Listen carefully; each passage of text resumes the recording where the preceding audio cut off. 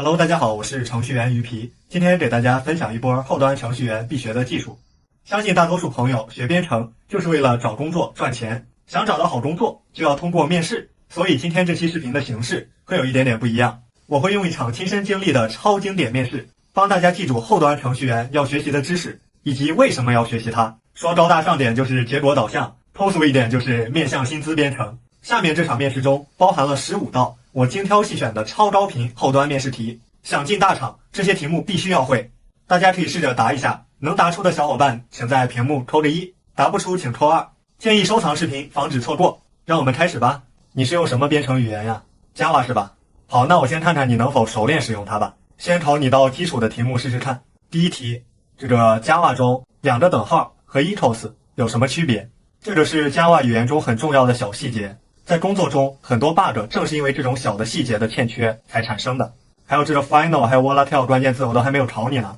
我建议你再看看 Java 核心技术卷1，好好巩固下基础。再考你一道题，说一说 Java 中的集合类还有它的继承关系。我解释一下为什么要问你这道题。每种编程语言都有自己的内置函数，它们自带的函数可能不是最方便的，但一定是经过精挑细琢打磨而成的。所以除了使用这些类库提高开发效率外，假如想要自己设计一个类库，这些源码很有参考和学习的意义。像我刚刚问你的那个集合类，我他妈每天工作都要用这个东西，什么数组列表 set 哈希，所以你要了解它们的原理才能更加合理正确的去使用啊。还有什么哈希 map 的实现原理啊，哈希 map 哈希 table 的区别啊，这些一程都要了解一下。框架你用过吧？考你一题，你知道什么是 Spring 的依赖注入吗？我们现在工作中去写代码不可能什么都自己写，所以基本都会用这种框架来提高自己的开发效率。虽然我们只会用框架就能应对日常的工作了，但一旦你这个项目变大了，对性能的要求高了，你也要思考怎么去最大化框架的性能。而且现在 Spring 框架有的也不能满足我们的需求，我们可能还要做一些2次的开发和封装。如果你不了解 Spring 本身的一些优秀的设计实现的话，你也很难再去对它做修改和封装。像我问你的依赖注入还有控制反转，怎么解决循环依赖问题，都是需要去了解的。然后你有了解过 Java 的底层原理吗？比如说 JVM 的内存结构是怎样的？虽然我们在工作中基本不会去接触这方面的东西，但你想要进我们这家有20多人的大公司，我们并不会只关注你现在学了什么，现在能做什么，我们要看之后公司假如说有问题解决不了了，要看你能不能应对这个挑战。假如说你不了解底层，之后我们出现一个天上 bug， 需要去分析垃圾收集器的日志，到时候让你现学还来得及吗？所以不要觉得底层没有用啊，多看底层能够加深你对编程语言的理解，能够学到很多优秀的设计，比如 JVM 如何分配管理内存，如何自己设计一个垃圾收集器，学得好了还能提高你的不可替代性，就别人干不了的活，解决不了的 bug 你能解决。我看你骨折清奇，就送你一本书，希望你能好好阅读啊。好了，这个编程语言考察完了，但我要告诉你，其实我们公司用的不是 Java， 所以下面考察你一些程序员通用的技能，一些计算机基础。先问一下，你有学过数据结构和算法吗？没学过是吧？考你一道数据结构的题啊，如何用站实现一个队列？这道题目同时考察了2个知识点，要求你对站和队列都必须要掌握。在工作中，虽然我们不会自己实现一个数据结构，但至少要了解每个数据结构它的特点、它的应用场景，以及它的执行效率，还有内存空间的占用等等。我们公司还蛮大的，但是钱要花在刀刃上，所以你写的程序必须要又快又轻。除了站和队列，还有这个链表啊、数组啊、什么集合啊、字符串啊、哈希表啊、二叉树啊，这些都是高频考点。再考你道算法题吧。我们这个2828公司是在18楼，而且没有电梯。那假设现在你要爬楼梯到18楼，假设你每次只能爬1楼或2楼，那有多少种方法可以到达楼顶呢？这是一套动态规划的题目啊，和数据结构一样，这个算法也是我们程序员的核心素养。像排序啊、这个递归啊、二分啊、迭代啊、分支啊、这个深搜广搜，这些都是基础的算法，也都是面试的重点。再问你到计算机网络的问题。你知道 TCP 的3次握手和4次挥手经历了哪些过程吗？你要知道，对于我们后端开发而言，日常工作基本就是写写登山改查、写接口，就是接受前端或者客户端的请求，然后做一些处理，再给他们一些响应。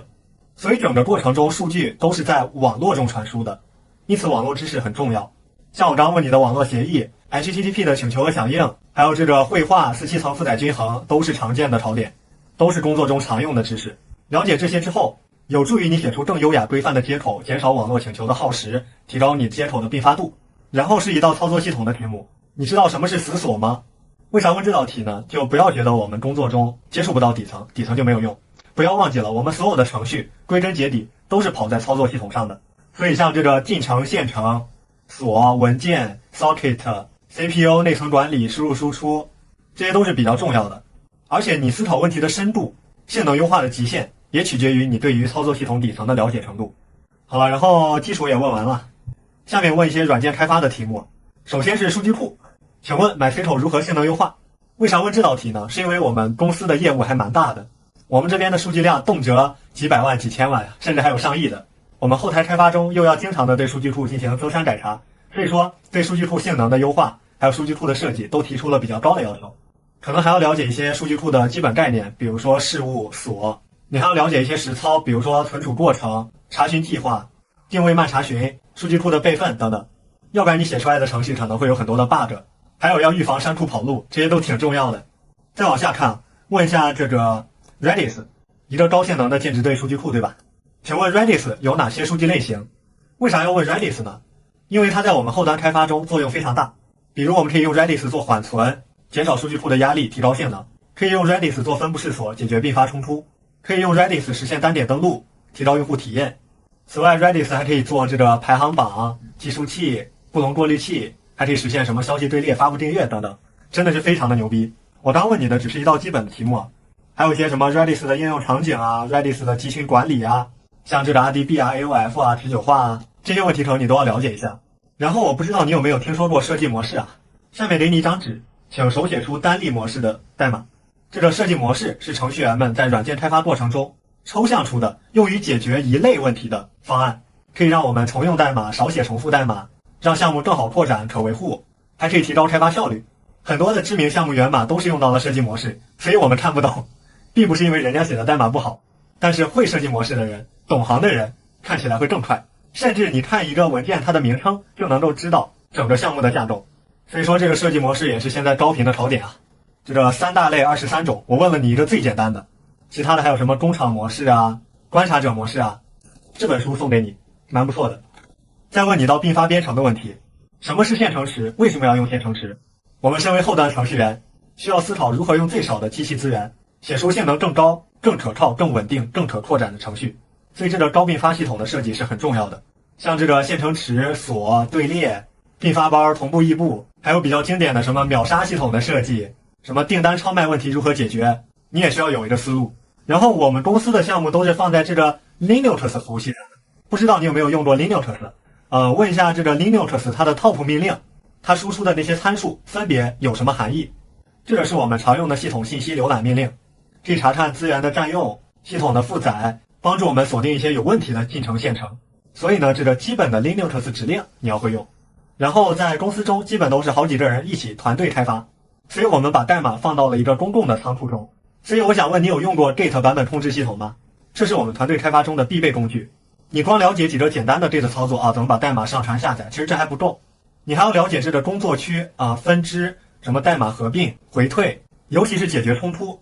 最后再问你一个比较宏观的问题吧，你知道什么是微服务吗？和传统架构有什么区别？为啥问这道题呢？时代不同了，以前我们做一个项目啊，甩到一个服务器上就可以，但现在呢，这个集群、分布式、SOA、微服务、服务网格、云原生、容器 K8s， 不同的项目需要选取不同的架构来实现，这就要求你必须要了解每个架构的特点，如何选择，如何实现，这些都是我们后端程序员需要考虑的。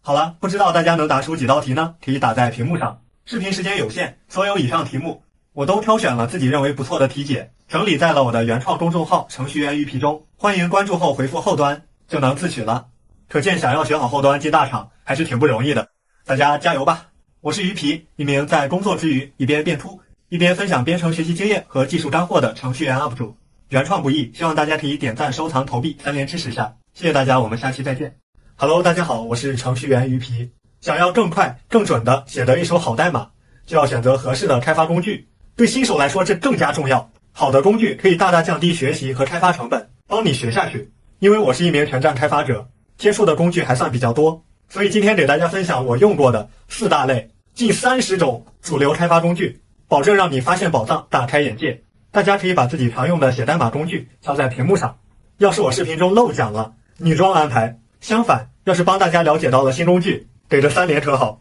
那有同学吐槽了，30多个工具太多了，根本用不了，我怎么知道用哪个最好呢？不慌，在视频的最后，我也会给出自己目前工作中最常用的几种开发工具。先点着收藏，让我们开始吧。大家看我这打开网页的数量，大家也知道这是个大活了。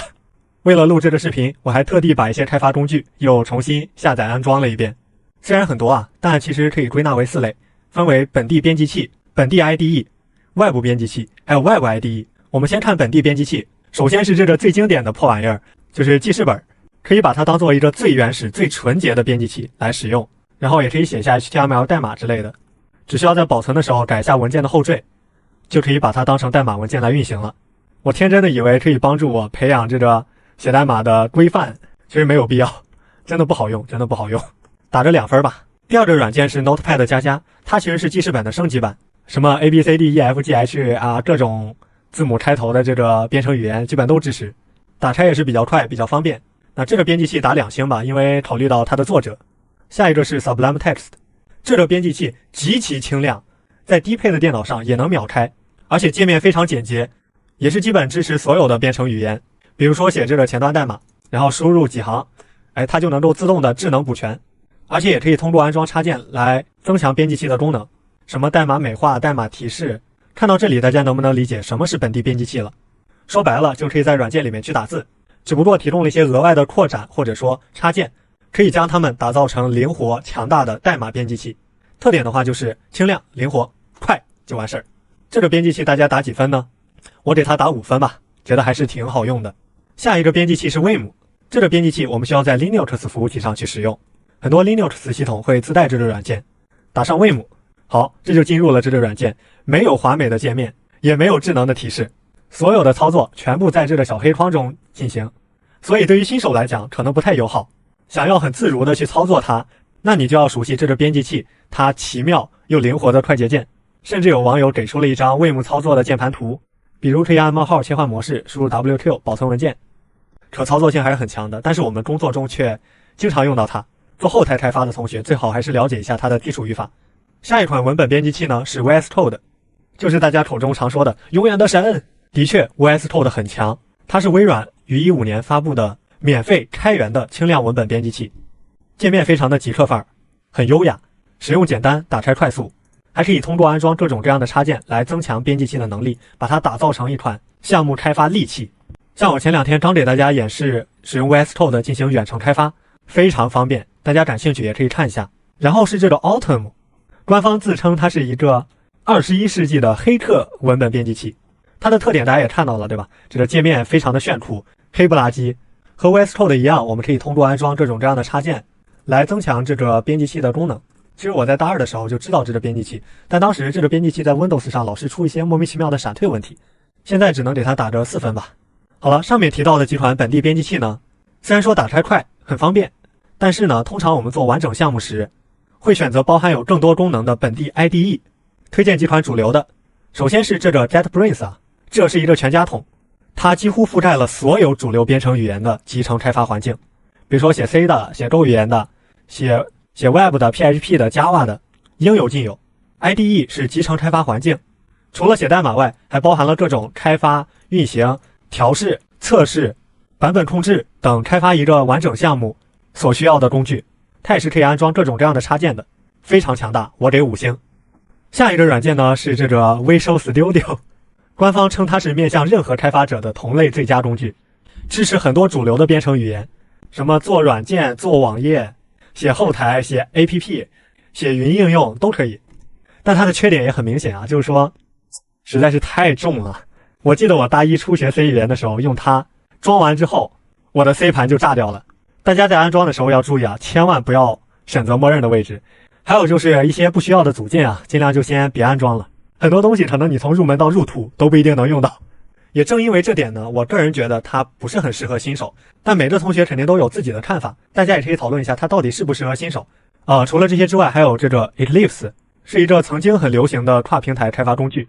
什么 Java、C++、PHP 都能拿它写。我刚开始学那个 Java 和 PHP 的时候用的就是它。还有一个在 Eclipse 基础上做了一些扩展的开发工具，叫 MyEclipse。MyEclipse 更适合开发企业级 Java 项目，还有一些独角兽，专门适用于某个编程语言或技术方向。比如说开发前端小程序 APP， 可以使用这个 HBuildX，开发 C++ 桌面应用的话，可以使用这个 Qt Creator。做简单的 C++ 项目，也可以使用这个 CodeBlocks， 还有这个 Div C++。莫回刚开始学 C 语言的时候，老师就是带我们用这两个东西。开发安卓的话，用这个 Android Studio。开发 Spring 以前有个老工具叫什么 STS， 估计大家都没听说过。开发 Mac 应用用 Xcode， 等等等等，非常多。除了在本地写代码之外，我们还有一种更方便的写代码方式，就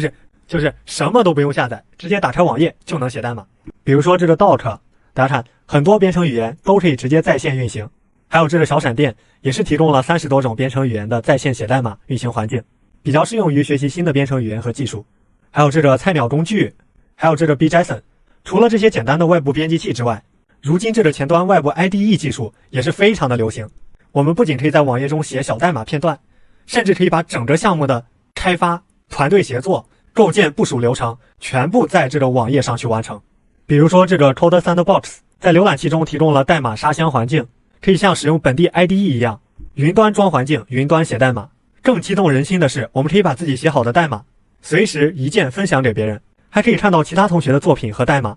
比如说这个小狗日历，打开 Sandbox， 我们就能实时编辑代码，实时浏览它的运行效果。这也是一种非常好的编程学习方式。类似的外部集成开发环境还有这个 CodePen， 还有这个 Coder， 还有 GitHub 家的这个 CodeSpaces， 还有这个 Gitpod。不过刚才说的那些都是国外的，国内的话我觉得做的比较好的就是这个 Coding 平台，甚至将整个项目从0到1的研发流程直接搬到了云端，实现全云端开发。像什么多人协作、代码仓库、代码扫描、持续集成、持续部署，什么 Docker K8s 测试文档管理。要是能把这样一个项目放到简历上，进的大厂应该都是小意思。现在很多新的编程语言和技术框架，为了更好的帮助开发者上手，省去大环境的烦恼，提供了默认的外部 IDE。比如我当时学区块链开发时用的这个 Solidity， 还有这个前端新技术 Svelte， 它也提供了一个边学边练的教程。还有前段时间非常火的这个鸿蒙操作系统的应用开发，也提供了一个在线体验，可以直接在浏览器中写代码来开发什么手表、手机、PC、电视上的多端应用，百花齐放啊！最后再聊聊我工作中的选择吧。在企业中开发项目，我一般会使用本地 IDE JetBrains 全家桶，比如说写前端用 WebStorm， 写 Java 用 IDEA。我最看重的一点就是它自成体系，生态好。像我是一名全站开发者，经常要跟着项目去切换使用的编程语言，而 JetBrains 全家桶正好啥都支持，就省去了我重复学习快捷键、适应界面风格的烦恼。但是光有本地 IDE 是不够的，因为它太重了，太占用内存了。所以有的时候我也会使用这个 Visual Studio Code 作为一个更加轻量的替代品。此外，我还有一个副武器，那就是 Sublime Text。 IDE 适用于开发完整的项目，而 Sublime Text 这种轻量的文本编辑器适合编写小的代码片段，可以把它当成一个灵活的备忘录或者一个剪切板。当我要去阅读密密麻麻的日志时，我也会把它下到本地，用 Sublime 打开，通过高亮更好的查看。此外呢，我也常常把这个 Sublime 当做文本搜索、文本替换、格式化代码的工具。当然，想要做到真正的高效，光有这些还是不够的。我们在工作中经常会写一些小的脚本，在保证代码安全的前提下，我就会直接找一个可以在线编辑和运行代码的外部编辑器。刚刚提到的那些都是可以的。最后，在我需要快速学习和体验一些新技术时，我一般就直接使用官方提供的在线外部 IDE 来练手就好了。这种方式也是非常适合初学者，非常奥利嘞。希望大家可以坚持下去，不要被一些复杂的环节安装过程就直接劝退了吧。好了，以上就是本期分享。本视频的图文版和所有的开发工具，我都帮大家整理到了我自己的原创公众号程序员鱼皮中，回复工具就可以领取了。我是鱼皮，一名在变秃也希望带大家变强的程序员 UP 主，持续分享编程学习经验和技术干货，帮大家少走弯路。欢迎大家关注，还有点赞、收藏、投币3连支持。我们下期再见。Hello， 大家好，我是老鱼皮，今天带大家体验一波远程开发，轻松有趣又实用，一起来看看吧。今天我们来做这个远程开发啊，在本地去操作服务器上的代码，我们就直接用那个 VS Code 的远程开发。啥是远程开发？代码不放在自己电脑上，而是在服务器上。然后第二点呢，就是在本地直接实时修改服务器上的代码文件。远程它是相对本地的，就是大家学编程的时候，我自己的一个记忆方法吧，就是你去把你现在要学的一个知识和以前的知识做一个对比或者关联，包括远程编辑，对吧？就假如说多人要同时远程编辑同一个服务器的代码文件，这个怎么处理，对吧？怎么实时同步，这也是个问题。实时协作，还有什么那个远程 debug， 对吧？远程调试，还有远程连接。然后我们看一下怎么实操啊，赶紧带大家去实战一下。我们对着这个教程来吧，开一个 VS-Code， 对。然后一开始的话，你要创建这个远程 SSH 连接是吧？我看一下怎么操作，选择 Remote， 我搜一下 Remote， 它都提示我了，安装远程开发拓展，那就直接安装一下。然后它自动给我们列举出来了很多的那个安装包啊，我们看一下选择哪个比较好。这个的话应该是本地远程开发，就是连接一个虚拟机上的文件。然后第二个的话是容器是吧？连接到一个 Docker 容器。第三个的话是连接到一个远程的服务器。那这里我们是应该安装第三个。OK， 我们再来输入一下 Ctrl+Shift 加 P， 搜一下那个 SSH，add new， 然后这里 SSH， 这里应该用户名 root at 一个地址，然后要更新一个 SSH 的那个文件呀，更新一个配置文件，那就更新这个吧。然后现在安装了这样一个主机远程的主机地址，还有它的用户名，然后我们连接一下试试。然后我们连接一下这个 Linux 的服务器啊，来试一下连接。好，它现在正在连接，然后它问你是否要继续 continue， 然后肯定会让你输入密码，对吧？那我这里输入一下密码。好，现在已经连接了，兄弟们看，现在就连接到远程了。还是蛮方便的，它这个远程开发直接就有点像操作本地的文件一样。我们看一下，然后我们看一下已经连接到远程，我们打开文件夹看看。这里理论上应该可以随便打开文件夹吧？我看一下，这里我之前新建了一个目录叫 Services。大家看，我把之前我的那个服务器的代码放到了这个 Services 目录下，服务器是已经买好的服务器。然后我们这里打开文件夹还可以显示本地的，也可以显示远程的。我们点确定，现在就进入到了我服务器上的这个目录。然后我给大家验证一下，现在我们这个XShell中也给大家连接一下，这个是我服务器上的那个文件夹，这个大家看这里是不是和我刚刚 VS Code 的左侧显示的这个目录？大家看，连接到这个远程服务器后，底下有一个 target 目录，有一个 .file 文件，对吧？我的这个实际的远程服务器上也有这样一个文件夹，也有这样一个文件，已经能做到实时的读取和展示了。我再给大家看一个效果，我在这里假如说新建一个文件，我新建一个，它是鱼皮是狗点 txt。好，兄弟们发现没有？我不知道大家看没看到效果，其实就是你在服务器上的任何操作 VS Code 这边是实时同步的，对吧？那我们再反向操作一下，我在 VS Code 的这边把这个文件删掉，我删除，大家看我在 ls， 怎么样？是不是没有这个文件，对吧？因为他们操作的都是同一台机器，并不是说我在这里新加文件是在自己的电脑创建文件，可以多人修改同一个文件的。我可以给大家去举个例子啊，我们现在去新建一个文件，好吧？新建一个文件，我用这个 vim 给大家操作一下。鱼皮是狗。好，新编辑一个文件啊，我们插入一行代码 ，OK， 然后保存。好，大家看这边突然就出现了，点一下，大家看这边看到一行代码，在XShell中写下代码 ，OK。然后我们在服务器上也查看一下这个文件啊，大家看是不是出现了这一行我们刚刚写下的代码，对吧 ？OK。然后我们现在在 VS Code 写，在 VS Code 中写下的代码，对吧？保存，然后我们再来 cat 一下，来查看一下这个文件的内容，是不是相当于我在本地自己的电脑上直接就实时的对远程的服务器进行了一个编辑？你单个文件可以这样，你去同时修改一个目录是一样的。看一下还有没有其他玩法还可以将云端的端口和本地的端口进行映射。你在那个远程的3000端口启动了一个项目，没办法在本地的3000端口去访问到这个项目的，所以你要把远程的3000和本地的3000作为一个映射，对。然后这样的话，你就可以在本地的3000访问远程服务器的同一个端口了，大概是这样的。大家看啊，我在这个远程的 Linux 服务器上3000端口跑了一个 Docker 大家看它这里访问到了，对吧？就虽然说结果是404，但其实是访问到了我们的后台服务，它起码给你了一个响应，对吧？那现在这个问题来了，假如说我在本地8080，大家说能访问通吗？能访问通吗？大家觉得呢？我访问这个肯定访问不通，为什么？因为我本地根本就没有跑起来8080这个项目，所以说如果我们要本地也输入8080成功访问的话，要做一个映射。我搜一下吧，搜一下 forward， 这里有一个转发端口，大家看 Ctrl+Shift 加 P 可以直接搜索命令啊。我们这里输入一个8080，大家看这个端口这边就已经完成转发了。那如果我们再去访问一下这个8080 MP server， 大家觉得能不能访问成功？大家看现在已经出现效果了，我都没有刷新，它自己就更新了，对吧？现在就转发出来了，是不是有点意思？本地电脑可能你跑不起来前端项目，对吧？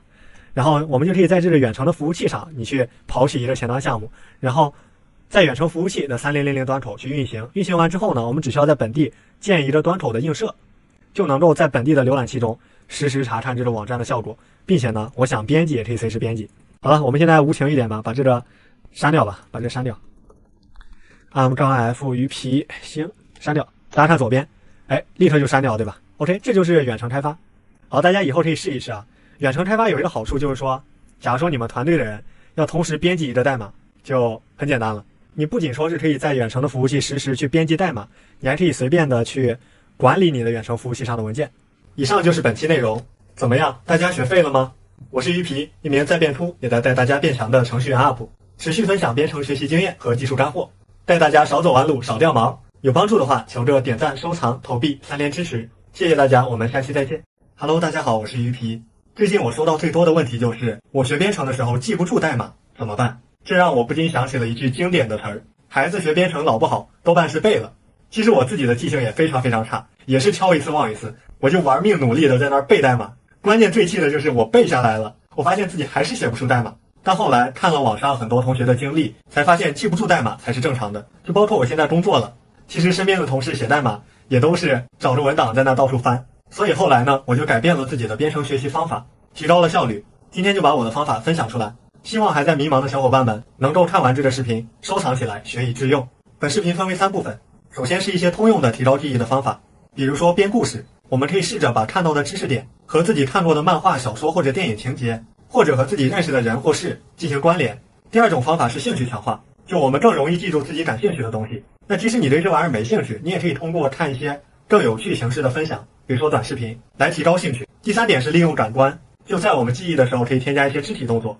比如说我写代码的时候就喜欢挠头，不过不建议大家向我学习啊，毕竟这个头发还是要保护一下，不然我没变强就先秃了。还有就是体系化，我们在学习时最好按照一定的路线或者思维导图，按照顺序分成小点去记忆。这样有一个好处就是，假如你忘了第2点，但你能想起来第1点，说不定也就可以顺带着把后面的内容也想起来。还有就是记忆时间，每天在固定的时间去做类似的安排。一般情况下来讲，每天早上和晚上睡觉前相对更容易记忆。我从小坚持到现在的习惯是，每天睡觉前我会闭眼去回想今天一整天我做过的事情，以及明天我要做什么。在考试周或面试前，我也会把自己要复习的内容存到手机上，用听书软件播放，跟着音频去回想内容，有奇效。然后我不知道大家有没有听说过遗忘曲线，就是短期记忆消失得很快，想要留住记忆就要定期的去回想。第2部分分享一些编程记忆方法，首先是要做到选择性记忆，就我们的脑容量是有限的呀。一句话，记住有什么你能做什么，而不是具体怎么做。举个例子，这个程序员等电梯的时候都思考过的电梯调度算法，我不知道有多少学过它的朋友还能记得它具体的实现原理，反正我是不记得。但是这重要吗？这不重要。假如说现在老板让我设计一个电梯调度算法，我只需要知道有这么一个词，然后我去搜索，我去网上去看别人写的代码，我就能够做出来。再举个例子，假如让你做一个网页特效，你不需要知道每个特效具体怎么实现，你只需要知道有哪些现成的动效库可以直接用，这就够了。等要用的时候查文档就好了。而且像这种代码，它更新换代非常快，说不定你记住的版本在下个版本就已经彻底被淘汰了。所以对于编程的初学者，你只需要知道某个函数它是做什么事情的，在见到它的时候能知道它是干嘛的，在写代码的时候能想到去用它，这就够了。当然这也需要一定的经验积累啊。下一个方法是记笔记。关于记笔记往往有2个极端，第一个是完全不记，以为没有必要；第2个是什么都记，生怕自己漏掉重要的知识点，恨不得把视频中的每一句话都记下来。结果到最后呢，笔记上内容很多，你自己可能都懒得看，你再想从笔记中找到有用的内容也非常难。不要忘了，笔记是帮助自己复习的。我记笔记的时候，重点在于记思路、记流程。比如我去看一个 Java 项目的教程，我会记录老师设计系统的思路，以及实现系统的关键步骤，而不是小到每一行代码的细节。看完这些视频之后呢，我会对着自己的笔记，按照老师的步骤，完完整整的将项目复刻出来。但老师重点强调的细节也是需要记一下的。记笔记还有一个好处就是帮助自己记录学习的过程和进度。下一个方法呢是多写代码。我看视频学技术时，我会先了解一部分理论，了解这个技术它是做什么的，有什么功能，然后再看实战，跟着老师看一集写一集，看完一套视频也要做完一个项目。下一个方法是卡塔练习，简单来说就是每日练习。想要学好编程一定要坚持，每天都要写一些代码。学前端的朋友可以拿 JS 实现一些小功能，跑马灯啊、轮播图啊。学后端的朋友可以每天坚持写几条 C 口语句。刷算法数据结构的朋友呢，每天就坚持每日一题。下一个方法是多踩坑。像我在公司的时候经历过一个线上事故，忘了释放资源，导致服务器挂了，影响到公司赚钱了。所以直到今天，我时刻记得写代码一定要释放资源。我们还可以试着主动去探测 bug， 故意编写一些可能出现错误的代码，能够找到 bug 也是一个很重要的能力。下一个是我最喜欢的方法，那就是分享你学过的知识。有的东西你以为你会了，但你没办法把它讲出来，那就是不会。而且面试的时候会吃大亏，有很多种方式，比如说写文档、写博客、买只小黄鸭、录视频等等。在我大学期间，经常会骑着我的小电动车带室友一起去上课，然后在电动车上我就经常巴拉巴拉巴拉跟我室友去扯一大堆的技术相关的东西。最后还有很多同学忽略的一点，就是复盘总结。学完一个知识，做完一个项目，不要把它们丢了，这都是你宝贵的财富啊！所以每当我做完一个项目，我会从零开始回顾做这个项目的初衷、过程，看一看当时踩过的坑，现在能不能有更好的办法去解决，再加上一些心得感悟，把这些都整理成文章记录下来。这么做完之后，最大的感想就是，自己以前写的代码真是烂呀！即使现在到工作了，我们老板要求写周报，我自己每天还都在写日报呢，已经坚持了1年半了。所以1年前的每一天，我都做了些什么，我现在依然能够清晰回想。最后啊，假如说你敲了很多代码，学编程还是记不住，也不要怕。在工作中，我们通常用3种方式解决这个问题。第一个是积累，我会整理自己写过的文章、写过的小代码片段、做过的项目，包括自己写文章时积累的表情包素材、语料库等等等等，做到随搜随用、复制粘贴。我还有一个独家小 bug 库，记录了我学编程以来遇到的所有 bug， 点赞分享给大家。还有就是忘了的话，我们可以上网搜啊，可以去看文档呀，文档找不到去问同事啊，去问朋友啊，对不对？还有很重要的一点就是，我们在写代码的时候要多写注释，多写文档，不要过了1个月你自己写的代码自己都不认得，还说是谁的代码写的这么烂。当然，纵使学编程不应该背代码，但由于现在的这个形势实在是太卷了，无论是小公司还是大厂，在面试的时候都喜欢考一些八股文，这就需要我们不得不去背一些知识。当然时间允许的话，我们也可以通过实践来加深印象。比如说一道经典的面试题， MySQL 如何性能优化，你当然可以选择一条一条去背，但还有更好的方式，就是你做项目用到 MySQL 数据库，你通过实践来验证不同的调优方式能给你的项目性能带来多大的提升，这样跟面试官博弈的时候你才有理有据。那关于大厂常见的一些前端、Java 后端八股文面试题，我也帮大家整理好，放到我自己的原创公众号程序员鱼皮中了，大家回复面试题自取就好了。说了这么多，浓缩成一句话，想学好编程，少背多写，背不下来的写出来记下来就好了。以上就是本期分享，我是鱼皮，持续分享编程学习经验和技术干货，希望大家可以关注我，也希望可以给本视频一个点赞、收藏、投币3连。我们下期再见。大家好，这里是高可用的程序员 UP 主老鱼皮，今天给大家分享一个学编程的致命误区，也是我到现在为止特别后悔的一件事。就之前给大家分享过我从大学入学开始自学编程，直到进入腾讯的一个经历，然后很多小伙伴看了之后的感受就是，为什么你在大学期间能够干那么多事情，能够学那么多东西。其实说实话，如果大家都按照我当时的路径去学习的话，大家通过大学的3年到4年都是可以完成的。为什么这么说呢？首先我的记性其实是非常差的，还有就是我自己学编程其实也没有什么天赋，刚开始和大家一样，各种踩坑，各种磨，各种耗时间，只不过凭借强大的兴趣和不懈的努力，再加上自己不断的积累和总结，才帮助我真正的坚持下来，学到了更多编程的知识。而且最重要的一点是，我在大学期间并不是像大家想的一直学习，别的什么都不干。首先我是班长，管理班级事务，然后我也加了学生会，我也搞工作室，我也玩游戏，我也喜欢参加活动，我也在享受我的大学生活。但就是有一件事一直如我的心头梗，就直到我毕业的时候我才幡然醒悟，如果说我大学能够早点明白这个道理的话，且不说实力会更强，但应该会更少熬夜，头发起码比现在要多一些。这有句歌词唱得好啊，发落人断肠，我心事静静藏。那到底是什么道理呢？今天就来给大家盘一盘这个我学编程时踩的大坑，那就是没有分清主次，花了太多时间去纠结不该纠结的事情。光听到这个词儿，大家可能觉得挺笼统的。下面我举个例子，就拿我大3时自己独立开发一款 APP 的事情来说，这个 APP 从构思、设计、前端，再到后端，再到上线，全部都是我自己完成的，断断续续大概花了2个多月。但是呢，当我事后复盘总结的时候，我发现自己竟然把60%到70%的时间花在了和编程、写代码、技术无关的事情上。且不说产品，因为你在实际开发前肯定要先明确自己要做什么，但是呢，我竟然在设计上花费了30%到40%的时间。就我写代码，可能使用一些现成的组件库，复制过来改2下子，基本就差不多了，顶多就花点学习成本。但是呢，在我写代码的时候，我就特别纠结那个界面的样式，就我自己一点点的艺术细胞都没有，而且还因为这事被人 diss 过。但我就是生来倔强，我就特别喜欢抠，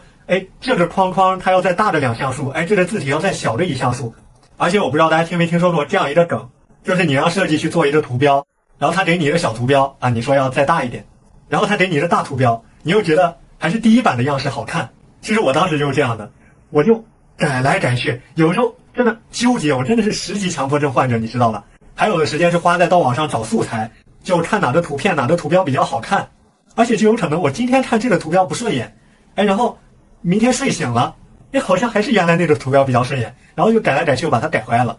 那大家肯定会好奇啊，你说你这个设计的时间占30%到40%，你是怎么估计出来的？很简单，因为我正常情况下是每天晚上下课之后我都会持续写代码的，有的时候我就看自己的代码前后2次提交啊，隔了2-3个小时，结果呢，除了图标、字体、样式上没有任何其他功能性的改动。真的我也不知道自己当时在纠结什么，真的占用了我太多的时间。我现在想起来真的是很浪费。而且我不知道大家有没有这样一个感受，就是深夜的霸着最香，就是当你熬夜的时候，你的思考会很容易慢下来，让自己沉浸到某一件事物中，然后这个时间就像偷心的贼，就溜得非常的快，并且不知不觉啊。我不知道这种情况大家有没有，反正我是这样的，可能比较严重罢了。总之就是在不该纠结的地方纠结，浪费时间。但是在我毕业工作之后，通过在工作中的不断的磨练，我现在已经找到了解决这个问题的方法，所以赶紧给大家分享出来。这个方法同样能够帮助大家消除迷茫。什么方法呢？就是给自己加 deadline。当我们要完成一个任务时，我们可以把这个任务进行拆解，把它拆分成多个细小的子任务，给每个任务都自己设置一个截止时间，并且通过滴答清单等时间管理软件记录下来。就大家之前也好奇嘛，为什么我白天工作那么忙，我每天还能写文章、做视频、做自己的网站？其实就是因为我做到了这点。举2个学编程的例子，第一个就是在我们学习的时候，假如说现在我们要学习 Java， 然后我们搜到了一套视频课，它可能有100题。如果是以前呢，我会给自己定下1个月的目标啊，说1个月我要学完 Java。但是现在呢，我会先把视频或者说书籍它的目录详细的过一遍，然后每天给自己定下读多少页或者看几节课的目标，并且呢，根据章节的设置，把学完整个 Java 拆分成花1到2天了解 Java 的理论，并且搭建环境，跑起第一行代码，花5天学完 Java 的基础语法，花10天学完 Java 的面向对象，然后再花5天完成一个 Java 的小项目，最后再花5天学习 Java 的其他知识，然后再用剩下的时间去复习一遍。有没有用？大家试过就知道了。如果摆在你面前的是一个很大的任务，那么很有可能就是2种情况。第一种就是你做着做着就放弃了，因为你没有完成目标的成就感。第二点就是你会觉得这个任务很难，甚至就还没开始就放弃了。还有就是我们在写代码做项目的时候，比如说给你1个月的时间做一个网站，你可以把这件事情拆解为花3天的时间去仔细梳理网站的第一版本应该有哪些功能，花半天到1天的时间去网上找一个现成的网站，去模仿它的设计，然后再花1天的时间搭建起最小的可运行项目，再把剩下的时间平均分配，每2到3天写完一个小页面或者小的功能，最后再花3天的时间把它上线。通过把任务拆解，不断的给自己加 deadline，你会发现你陷入纠结的时间会越来越少。就比如说我现在工作，我没有太多的时间给自己纠结，老板说3天要上线的东西，我就要3天把它做完，千万不要小瞧这个 deadline。我不知道大家有没有这种情况，就是一件事情你本来3天能完成，别说给你1个月去完成，那你甚至有可能是到这个月的最后1天才去完成，对吧？就是因为你缺少了一个压迫感。就包括我现在找了很多的小伙伴跟我一块开发网站，也是这样。我跟他们说3天要做完的需求，他们可能能做完；我跟他们说1周或者说不急的需求，他们就根本就不会给我答复。所以说这点真的是非常非常重要。还有就是大家平时刷算法题目的时候，每道题目也要给自己限制一些时间，因为你的时间是有限的。就我刷算法题的时候，如果半个小时一点思路都没有，我肯定会去看题解，然后再去自己写的。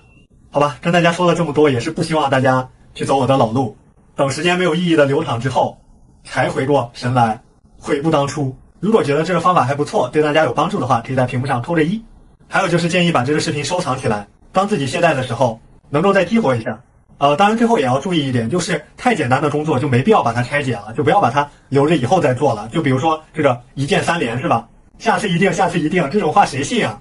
最后我这里也给大家整理了一些提高学习和工作效率的软件，连同本视频的图文版一起放到了我的原创公众号程序员鱼皮中，大家在后台回复高效就可以领取了。我是鱼皮，一名在变秃，也希望带大家变强的程序员 UP 主，持续分享编程学习经验和技术干货，带大家少走弯路。我们下期再见。Hello， 大家好，我是中国码农老鱼皮。大家觉得想找到好工作最重要的是什么？我认为是简历。没有一份好的简历，你连面试的机会都没有。我相信很多小伙伴都经历过，投递完简历之后就没有下文了。我在大二的时候就是这样，给大公司投简历，根本鸟都不鸟我。但是经过我的不断努力，等我到毕业季校招找工作的时候，基本是每次投出去的简历都是能够得到面试机会的。今天就把我的写简历秘诀分享给大家。今天这个视频虽然全是干货，但只有一个目的，那就是教大家写出让面试官爱不释手的简历。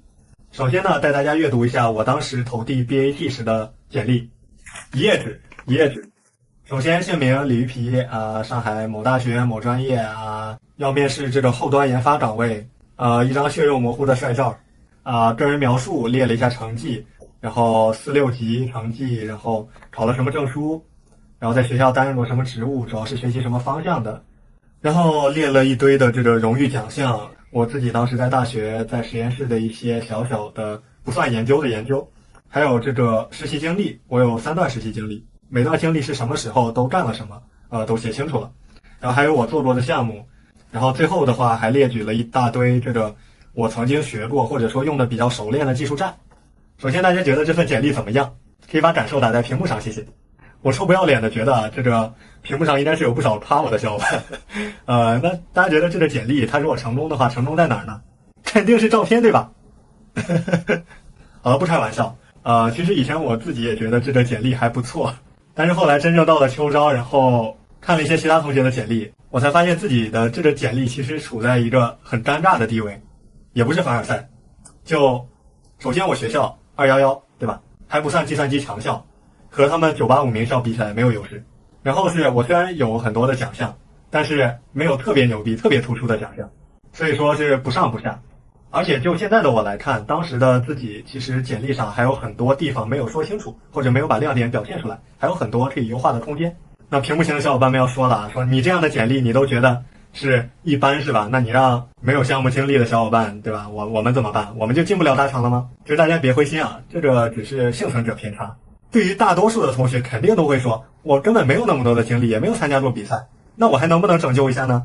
实话说，以前我也以为没有比赛经历，没有什么奖项，可能就没救了。但是当我入职腾讯，内推了300多份简历，也看了好多份简历之后，我发现其实通过一些技巧，依旧能够让你的简历吸引住面试官，发光发财。我就拿和我同校学弟的简历来说，他的这份简历上就没有任何的比赛和什么奖学金的经历，但是呢，我也成功内推他入职了腾讯，他现在是我的同事。然后我觉得他的这份简历真的可以算是标杆简历了，也是征得了学弟的同意，分享给大家。首先依然是个人信息，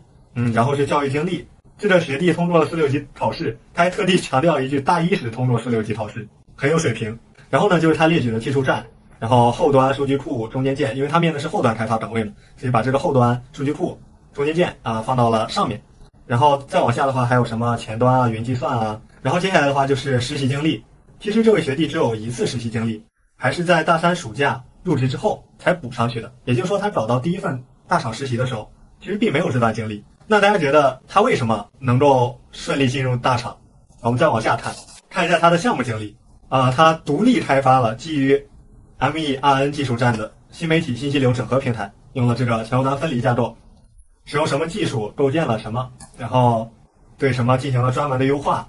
然后还什么提高开发效率，减少多少开发时间反正总之就是用了很多的技术，然后解决了很多的问题，通过使用这些技术达到了一个更好的效果。然后曾使用 VPS 测试搭建了拥有10个节点的 K8s 群，动手能力强。然后此外他还做了另外一个项目，什么垃圾分类查询工具。好吧，其实简历上就这么点东西，大家发现了跟我的简历比起来，没有比赛，没有奖学金，没有科研学术经历，实习经历也只有1个，做的项目可能也没有我多。但是呢，大家看完他的简历，我不知道是有什么感受，反正给我最深的感受就是2点。第一点，他会的技术很多；第二点，他的自主性很强，善于选用技术来解决实际的问题。而且呢，大家看完他的简历之后印象最深的我不知道是哪一部分反正给我留下最深印象的肯定是这个什么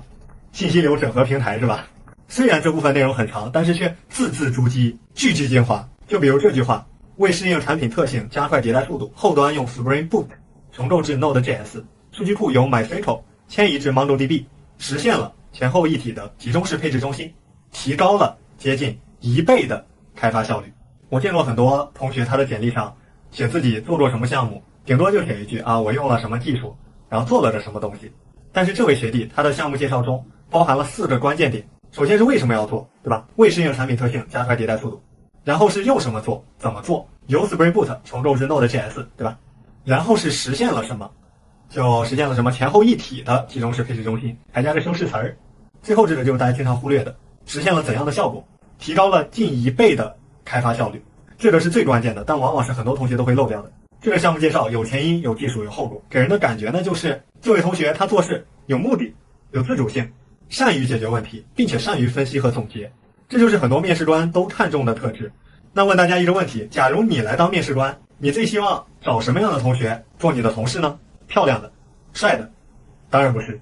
因为你招进来的人之后是要和你一起干活的。他帅有什么用？他漂亮有什么用？他写的 bug 多，写的代码烂，时间长了你依然会不想理他。如果我是面试官，我会更倾向于招培养成本低的，进来就能干活的，善于学习的，善于解决问题的，并且能够积极的提出自己的想法，有主见。就我要和他一起开发一个项目，我们俩可以一起集思广益，我可以放心的把一些工作交给他，并且因为他自主解决问题的能力很强，不会什么问题都来问我，对吧？很多同学也都抱怨了这个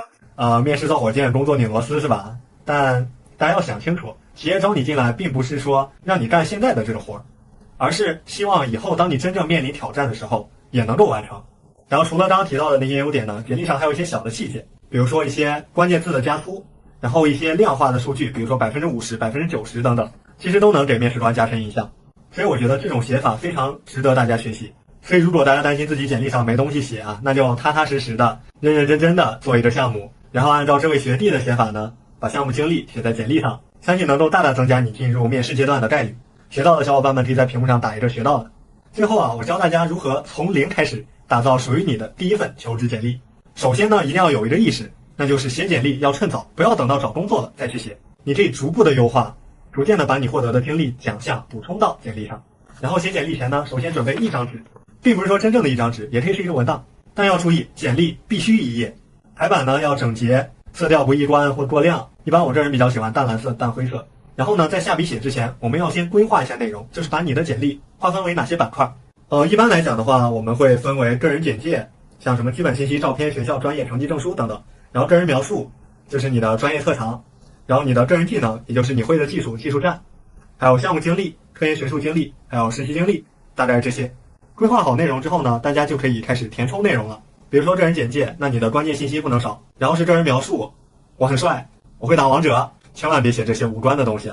尽量少一些废话，文字内容尽量精炼，用词尽量专业，尤其是不要有什么口误，还要拒绝口语化。然后是项目和实习经历的介绍中，我们可以用这个 STAR 分析法来梳理自己的核心工作，直接给大家一个句式，在叉叉公司叉叉项目中，在叉叉情况下，我用了叉叉技术，解决了叉叉，优化了叉叉，带来了多少收益。然后每段介绍你不要写得过长，你也要留给面试官一些提问的空间。然后有的技巧就是要利用简历来引导面试官，很多面试官其实都会针对简历中提到的技术去提问，因此就是你只要在简历上写到的技术都要重点复习，不太熟悉的能不写，其实我也不太建议你去写上去。你要重点复习简历上写到的技术，提前想好他会可能问哪些问题，想好对策。还有就是如果你有一些作品的话，最好可以附带一些可以访问的链接。然后还有一个小技巧吧，就是说其实你简历上的内容是可以适当夸大的，比如说你数据库性能优化了 60%， 你写成 70%、80%， 其实都差不多。在简历中的项目部分一定要适当包装一下，但是不是说让大家造假欺骗尤其是像工作年限这种有很明确数字很容易被调查到的问题，一定不要造假，一定不要造假。写完简历之后呢大家也不要忘了这个像我一样自己再对着自己的帅照再把自己的简历再多读这几遍，然后也要适当的多读一些其他同学的简历。还有呢，假如你要面试多个不同的岗位，我建议大家准备多份简历，根据招聘官网的岗位描述来更有针对的去优化。好了，以上就是本期分享。那本视频的图文版以及我的简历模板，大家都可以在我的原创公众号程序员鱼皮中回复简历获取。大家也不要浪费时间在网上搜各种各样的简历模板，然后再去比较哪个好看了，直接在我的简历模板上改一改就可以了。好了，我是鱼皮，一名持续分享编程经验，正在变出，也希望带大家变强的程序员 UP 主。工作录视频不易，希望大家可以点赞、收藏、投币，3连加关注支持。我们下期再见。少待在寝室，一定要保护好头发。大家好，我是鱼皮。最近刚刚高考结束了嘛，就有一些想学编程的小伙伴来问我，应该怎么规划自己的大学4年，才能学好编程，在毕业的时候能找到一份大厂或者说高薪的工作。那今天这个视频呢，希望能够消除大家一点点的迷茫，同时给正在学编程或者说希望学编程、学好编程的小伙伴们一些实用的建议吧。希望能帮大家学好编程，并且让你的大学生活过得更有意义。首先第一点是如何通过自学比较轻松的入门编程。你想要做好任何一件事情，肯定都是要对这件事情有兴趣。学编程也是一样的，刚开始学校可能会教你什么C 语言、C++比较经典的编程语言。的确像 C 语言的话，它比较适合大学生或者入门编程的同学打基础，但并不是所有的同学刚开始都适合学习这些编程语言。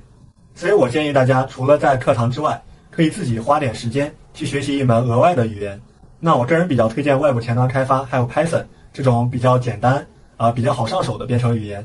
然后刚开始学编程的时候，很多同学常犯的一个错误就是过于追求经典，就好像学 C 语言我就一定要看什么 C Primer Plus 这种很经典的书。对，这本书确实写得非常的好，它讲的知识也非常的全面，但是呢，其实这本书它不是很适合新手入门，它讲的一些理论或者说让新手看不懂的东西实在是太多了。像我在高考结束的时候就不自量力的想要通过这本书去学习 C 语言，很快我就劝退了，就彻底把它从床头书当做垫我枕头的书了，就非常的真实。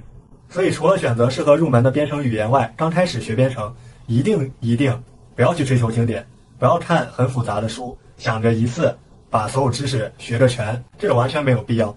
反而呢，刚开始应该选择一些比较简单的那种可以在线写代码边学边看边动手的网站。比如说我一直在给大家推荐的 FreeCodeCamp， 你每学一点知识都可以立刻去写代码来练习，然后呢又能随时的看到效果，这会比你看了几十页的书，然后到头来再去写代码，发现一行代码都写不出来要好得多，不会感到枯燥无味就放弃了。对于初学者来讲，有兴趣学下去是最重要的当然除了上面说的这些编程语言之外，你想要学习 Java 学习 Golang都是可以的。而且刚开始学编程，我也建议大家可以多去尝试，就大一的时候你的试错成本其实是很低的，刚开始入门都很简单，然后你也就更容易培养兴趣，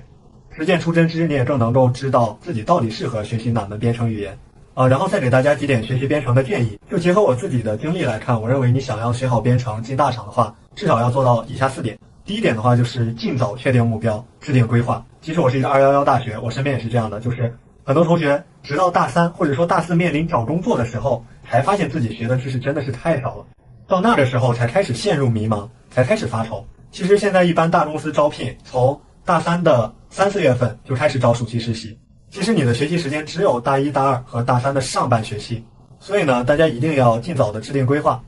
就我大1的时候可以多发展兴趣，然后多学一些编程语言，多尝试。然后大2上学期的时候，你就一定要有一门主攻的编程语言或者说学习方向。然后等大2下学期的时候，你一定要有能力做出来一个项目，最好去参加一些比赛，然后或者说跟老师做项目，然后进实验室做一些研究等等。然后从大2暑假开始，你就要每天坚持刷那么1到3道算法题目。大2暑假最好能找一份实习，然后在大3上学期呢，你要去看一看其他同学的大厂面试经验，去关注一下大厂他在面试的时候会考察哪些知识点，更针对性的去学习。同时呢，你也要在你主攻的这个方向上去相对学的深入一点。第二点呢，就是你要在不同的阶段选择适合自己的学习方法。像我刚刚说的，大家入门编程可能是通过一些并不专业的但是很有趣的实操网站，或者说那些简单的教程。但是当你通过这种方式培养了兴趣之后，你一定是要在网上看完一套完整的视频教程，然后当你对这门语言或者说对这个技术有一定了解之后，你应该去看一本经典的书籍来巩固基础。然后当你学的知识越来越多之后呢，可能你看书的速度也会越来越快，你能够自然而然的把一些知识关联起来。那这个时候我们学习新技术可能就会去直接看这门技术它的官方文档，因为官方文档相对的更专业更权威，对吧？对，像我现在学习新技术，可能我都不太会去看一些视频教程了，因为很多技术我想找视频教程也找不到。对，所以我更多的其实是阅读官方文档，我甚至会去直接阅读国外的技术文档，而不会看国内的翻译版本。但这个肯定就不适合初学者，对吧？所以随着你的成长，你要学会给自己安排一些更好的资源，更适合你的资源，要有自己对资源的判断力，而不要别人说，哎，这个东西好，然后我就去看了，说不定它不适合你呢，对吧？然后第三点的话，就是多向优秀的程序员大佬学习。我觉得一方面就是说多向你身边的学长或者老师请教问题，然后问一问他们的学习方法。另一方面的话，就是像现在网上的学习资源那么多，是吧？然后我录视频也是为了给大家分享一些经验，别人学过的东西，别人积累的经验方法，我们都可以去学习一下。像我现在在鹅厂嘛，其实身边的同事真的都非常的厉害，然后有问题的话，我可能也会自己先查阅一番资料，然后再去和他们做一些交流。有时候设计系统呢，我也会去问一下，如果这个功能让他们来做，他们会有哪些好的思路和点子？然后包括身边同事他们有的一些性格，比如说做事严谨、善于沟通，其实我也都在努力偷偷的把他们变成我自己的一个能力。然后第四点的话，就是想学好编程，最重要的是写代码，真的就是有个梗嘛，说你想学好编程，先写10万行代码，对吧？让自己在有限的代码内得到更大的技术提升，这个也很重要。然后其实这个我也给大家分享过我自己写代码的一个习惯吧，就是说我在写代码时候会比较追求提示，精益求精。时间允许的情况下，我会去分析每一行代码它有没有什么优化的空间。当我写一段代码我觉得比较复杂的时候，我会去网上搜一搜有没有更好的实现方式。其实这个我在自己的原创博客中已经给大家非常详细的分享过，然后再分享一个初学编程的同学都会犯的致命误区，那就是以自己的学习时长，以自己代码量的多少来衡量自己的编程水平。而且你一旦陷进去，就你发现，哎，我看了好多视频，结果我怎么还是写不出代码，对吧？那是不是我看的视频还不够？那你就会强迫自己继续去多看视频。结果呢，其实你根本就没有意识到，这个问题并不是因为你看的知识少，看的视频少，而是因为你没有动手多写代码，多实践。你可能看的都是理论知识，或者说看别人写代码，结果你自己不写，你根本就背不下来，对吧？因为学编程它不是靠背的，所以呢，我在看一些实战视频的时候，我都会通过笔记来记录老师这一节写代码的一个思路，而不是每一行代码。然后看完这集视频之后呢，我会去回想或者看自己的这个笔记上的写代码流程，试着写一下代码，实现相同的功能。即使忘了的话也不可怕，对吧？忘了很正常，我就再去找到这个视频，然后再去看老师当时是怎么写的代码，然后再去闭卷，再去自己写。久而久之，其实你就能够养成一个很好的习惯，你学到的知识一定是要应用到实践中的。其实对我来说，我觉得就是看完视频不写代码，不做一个项目，就约等于没有学。这个代码真的是不写就忘。像我现在虽然说已经工作了，但我依然是保持每天写代码的习惯。最后呢，再给同学们12点我总结的小建议，我保证做好这些可以让你的大学生活更有意义。包括尽早做规划，勇于尝试，要培养兴趣，要学会独立，要结交伙伴，培养人脉，要珍惜时间，珍惜眼前的事物，要保持健康，要懂得取舍，要仰望星空，脚踏实地。还有很重要的一点就是，条件允许的情况下，去谈一场恋爱。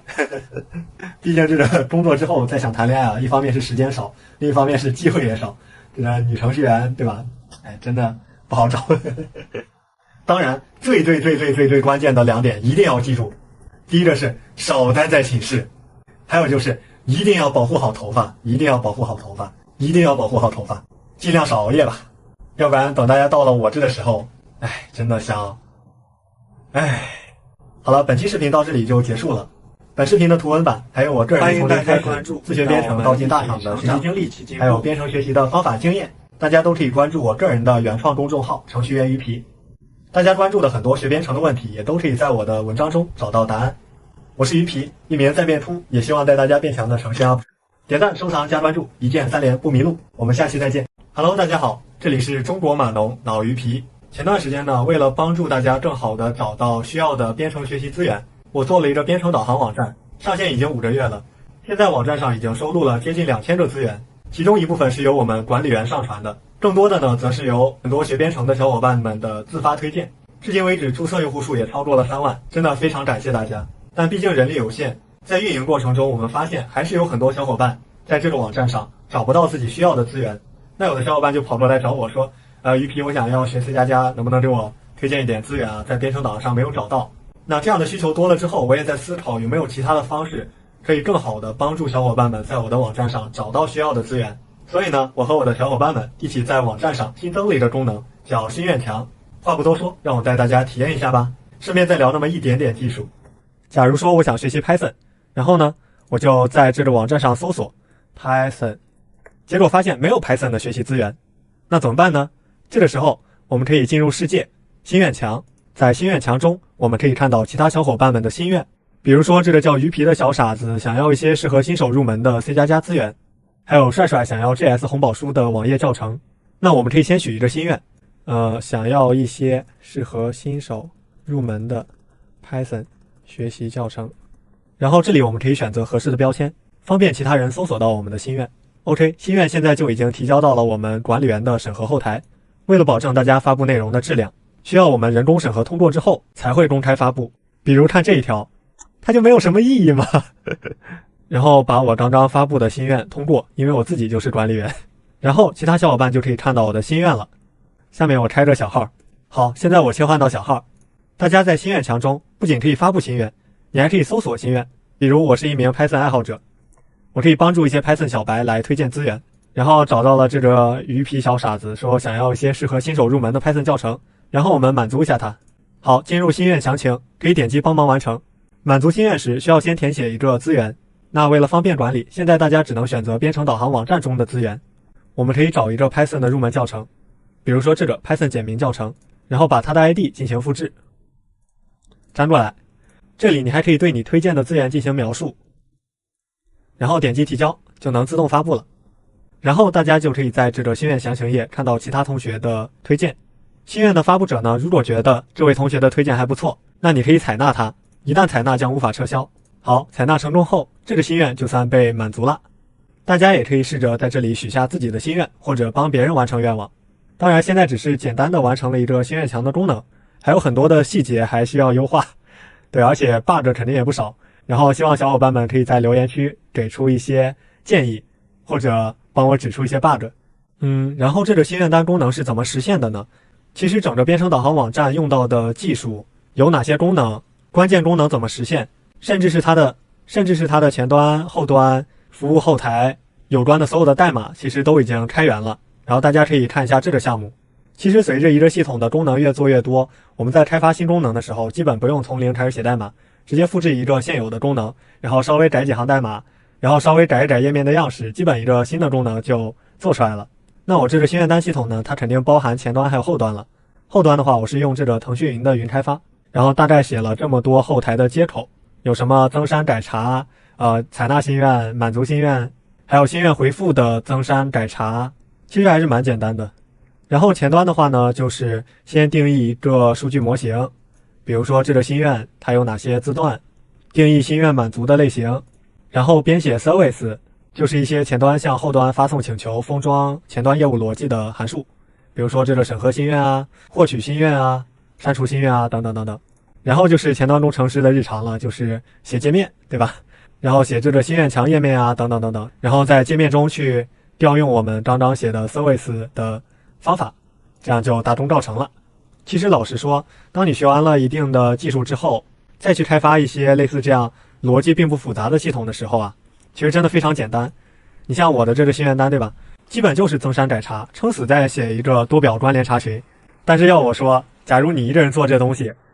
它麻烦的点在哪儿呢？麻烦的点就是你没有设计，没有产品，最开始的时候想不到到底这个系统有哪些功能，这些功能应该怎么做是比较合适、比较符合用户习惯的。更致命的就是没有设计，所以我在做这个网站的时候啊，这个界面我就参考其他的网站，然后各种纠结啊，就是不知道，这个标签列表啊放到哪里，这个标题字号多少合适，等等等等等等。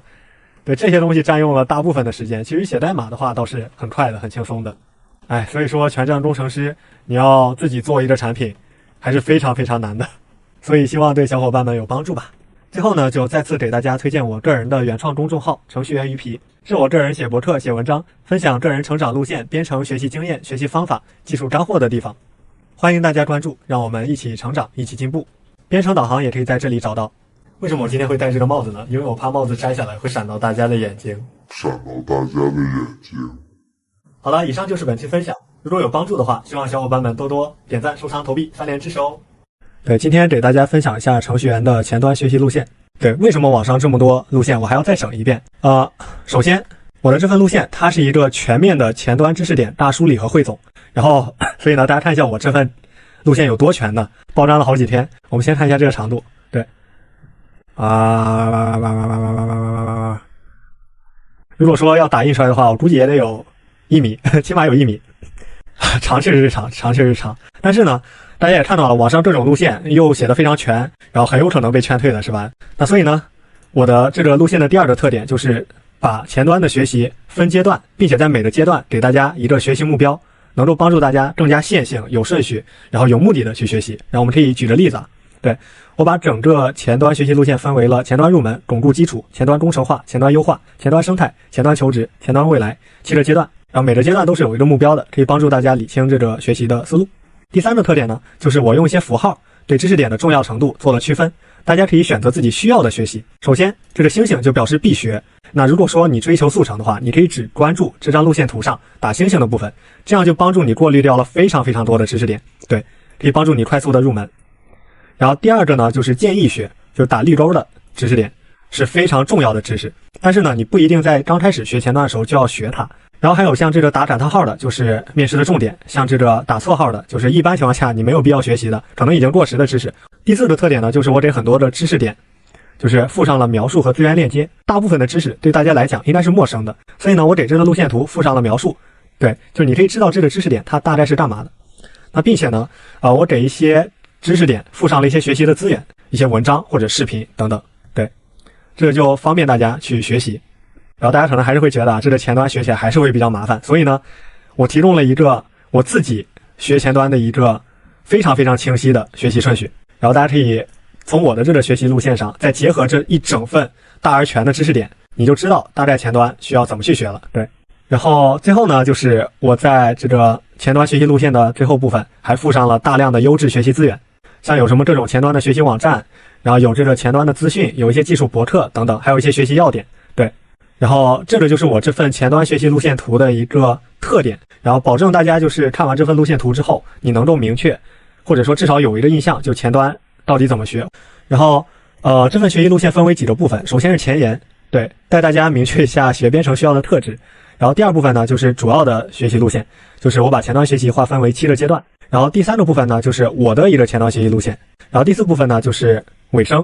是希望大家来去持续学习。大家现在看到的这个前端学习路线是思维导图的形式，那其实我还给大家提供了这个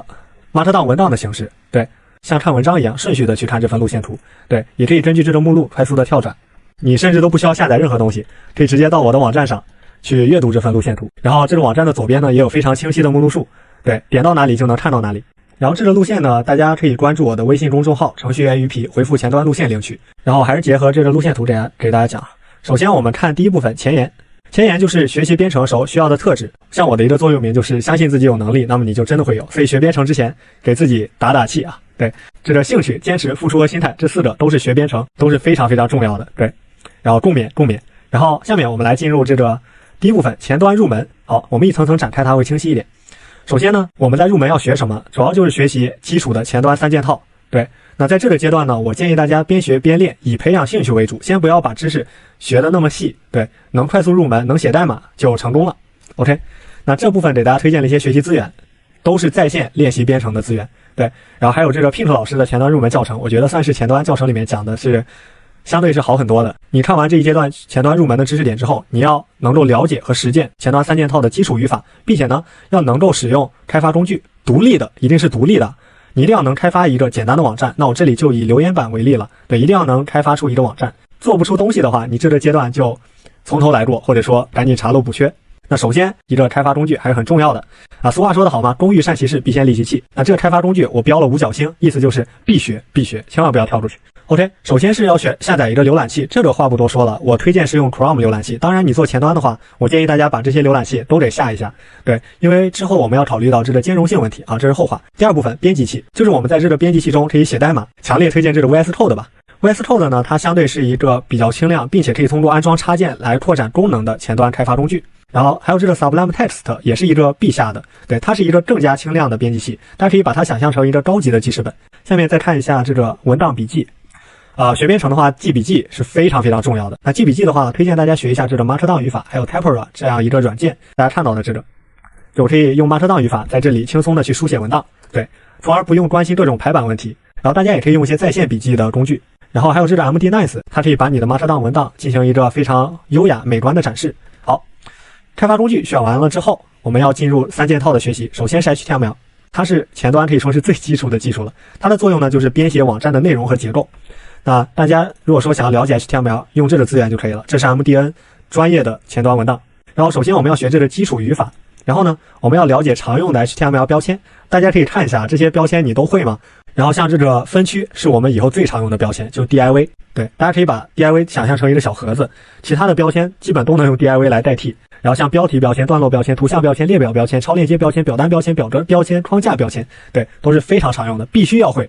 然后呢就是属性，通过属性来改变标签它的一些行为，比如说给这个 img 标签、图像标签添加一个 src source 属性，然后就可以指定你这个要展示的这个图像它的位置。然后呢下面我们还要学习一下这个 HTML 5星特性当然呢大家可以看到 HTML 5星特性前面我没有打上必学的星星，就是说你可以之后再来学，因为像有这个什么语义化标签、浏览器的支持度，然后多媒体标签就是视频、音频，然后还有画布 Canvas 画布，然后这个内联 SVG 我看很多网上都在教你去了解这东西，其实这东西可学可不学了，对，了解一下就好。然后还有这个本地存储，就是说你可以在前端去存储一些数值还有这个 WebCTL。对 WebCTL 其实就是浏览器内部它有一个数据库，对，你可以在这个浏览器里面去对数据进行一个增删改查的管理，对，这东西也不是很重要。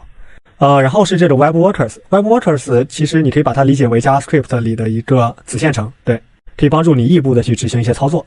还有这个应用缓存，还有无障碍。对，无障碍的话其实就是提升你的这个应用的易用性，对，比如说可以让屏幕阅读器然后读出你这个网站的结构，这样的话就可以帮助盲人来去阅读你的网页。好了，第二部分就是 CSS。HTML 我们刚刚讲到它是用来定义网站的内容和结构，那你光有内容和结构不行，你要把你的网站做得好看一点，对吧？所以呢 CSS 叫层叠样式表，就是用于设计网站的风格和布局，能美化你的网站。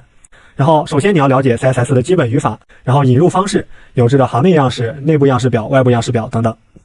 然后就 CSS 的选择器了，这里是重点，这里是重点。最重要的就是你要理解这个选择器的优先级，对，为什么有时候你写了一段样式，但是它却没有生效，就有可能有优先级更高的样式把它给覆盖掉了。属性的话，我们了解一些常用的，首先你要了解这个单位，因为我们设置什么背景设置文本都会用到单位，还有一些常用的属性，比如说怎么给网站设置背景然后改变文本的样式大小然后改变字体，然后改变列表它的这个 style还有呢这个文档流我觉得也是一个必学的知识了，就是你要了解什么是标准流，什么是浮动流，什么是定位流，了解这些有助于你就是给网页去进行一个更合理的布局。然后呢你要了解一下什么是内联元素和块状元素，然后就是非常重点的这个盒子模型。其实每个元素它都是你可以把它想象成一个盒子，然后盒子里面装了内容，然后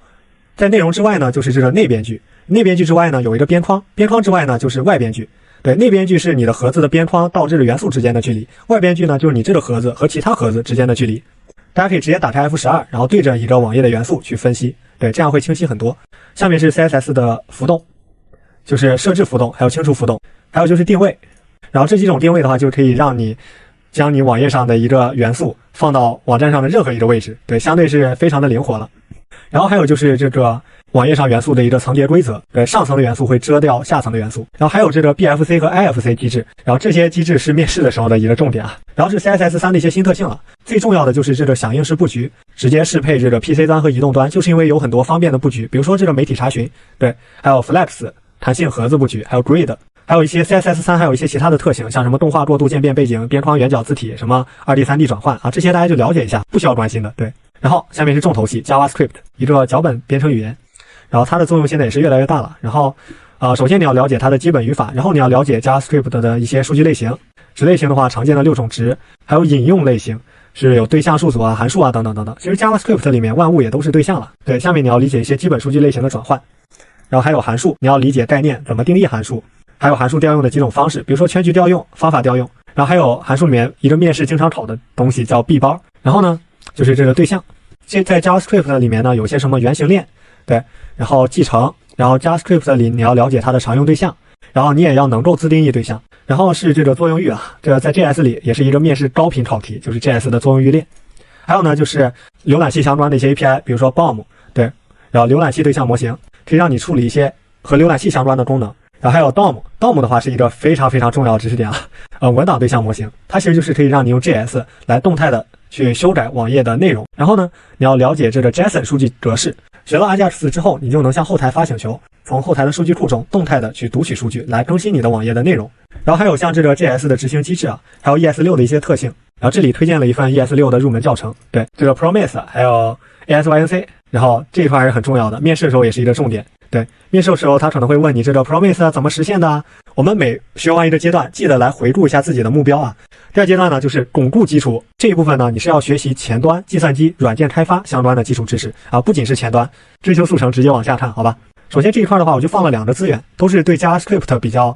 有帮助的经典书籍，大家巩固 JS 看这本书就好了。然后这一阶段的目标呢，就是你要去把刚刚学到的前端3件套语法复习一遍，尤其是 JavaScript。然后呢，你要了解一些前端的基础知识，你要扎实一下前端程序员的基本功。首先前端基础知识，你要了解互联网，对，什么是互联网？然后你要了解这个域名，要了解 DNS， 然后要了解服务器。然后呢，你要了解一下浏览器的工作机制。你在浏览器里面输入一个网页，它是怎么去给你返回画面，让用户看到的？对，这个过程你要完整的了解。然后包括跨域怎么解决啊，这个是一个面试的重点，也是我们工作中的重点。还有是通知台你怎么去调试，就通知台的调试技巧啊等等。然后呢，还有这个 HTTP 啊 ，HTTP 是前端开发的重点。对 ，HTTP 这块呢，主要了解它的请求过程。对，然后这一块也是面试的重点。还有常见的 HTTP 协议，然后还有 HTTP 的请求类别，什么 GET、POST 啊，然后 DELETE 啊，还有常见的状态码。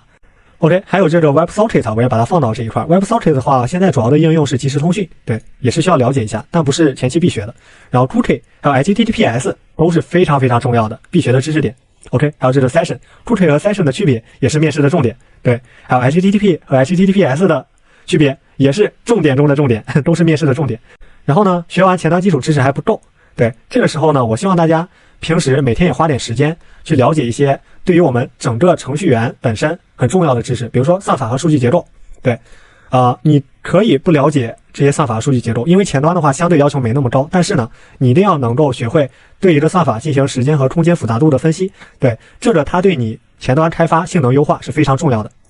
还有计算机网络，像前端开发比较关注的就是 HTTP 协议、网络模型、UDP、TCP 协议等等。对，还有操作系统，我觉得是每个程序员都要会的知识。对，这些是计算机基础，每个程序员都要会。对，不要觉得你学前端你就可以躲过去，只不过你可以了解的优先级没有那么高而已。OK， 接下来呢是软件开发基础，也是学软件开发的同学都要学的，不只是前端。对，前端里面也要学设计模式，像比较重点的单例模式、代理模式、工厂模式、装饰者模式、观察者模式、策略模式、门面模式啊，都是前端框架中经常用到的设计方式。对，然后 Git 版本控制，那你要了解一下它的常用命令。然后是 Linux 服务器，你起码还要知道怎么把网站部署到 Linux 上，对吧？正则表达式也是我觉得大家需要了解一下。好，下面我们进入第3部分，什么是前端工程化？前端工程化呢，就是使用软件工程的技术和方法来进行前端的开发流程，包括什么技术啊、工具、经验等等。对，然后要追求这个规范化和标准化，主要的目的呢，就是希望提高前端项目的开发效率，减少大家不必要的工作时间，那提高项目的一个可维护性、可复用性，然后减少大家的一个运维等等的各方面的成本。这一阶段呢，我们的目标是你要至少学会一门主流的开发框架，并且呢，你要能够配合脚手架、组件库、工具等等，从零开始独立的搭建并且开发一个完整的前端网站。对，如果自己没有思路，可以试着仿一些国内外的知名站点。还有一个要求就是你要遵循企业的开发规范，将项目的代码提交到代码仓库中，并且呢，你要把你做的这个网站发布上线不要说你在本地写一个网站能运行就结束了，你一定要让你的网站发布上线，能让别人访问到。那前端工程化呢，其实它是一个非常非常完整的过程，就希望大家在这个阶段把整个前端在企业中是怎么开发的，大厂的一个工作流都给它学会。首先我们了解一下研发流程。对，研发流程就是说我们在企业中工作一个前端项目从诞生到上线它的一个完整的过程。然后是代码托管，代码托管呢就是集中存储备份你的代码，还能和团队的成员协作开发。这里大家就了解 GitHub 就可以了。下面是 Node.js， OK， 这里有一些学习资源，大家可以看一下。然后呢，我们要了解常用的包管理工具，像这个 npm 还有雅恩这些东西都是常用的包管理工具。它呢是用于安装 Node.js 的一些扩展和工具，一行命令就自动帮你下载所有的依赖，对，非常的方便。然后是前端的开发框架，就是为了解决特定的问题，提高你的一个开发效率，可以简化我们代码的复杂程度。然后 CSS 框架大家一定要学一个，对，你可以学会这个 Bootstrap 或者学这个 Tailwind 的 CSS。Tailwind 现在是这2年非常非常流行的，建议大家去重点学一下这个东西，我觉得也是比较适合新手入门的。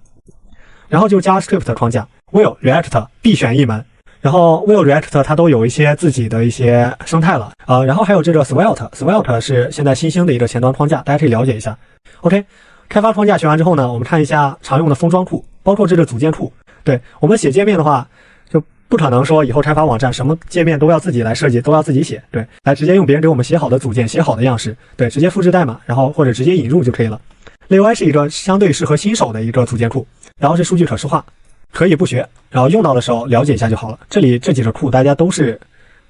很推荐的。然后是组件插件，特定的小的部件单拉出来引用，比如说这个副文本编辑器，比如说弹窗，比如说这个轮播图，都是我们常见的这个组件。这些组件大家上网搜就好了，对。然后还有一些工具库啊 ，jQuery 我还是建议大家学一下，可以帮助你去熟悉一下 JavaScript 它是怎么封装的，对。然后还有一些动效库，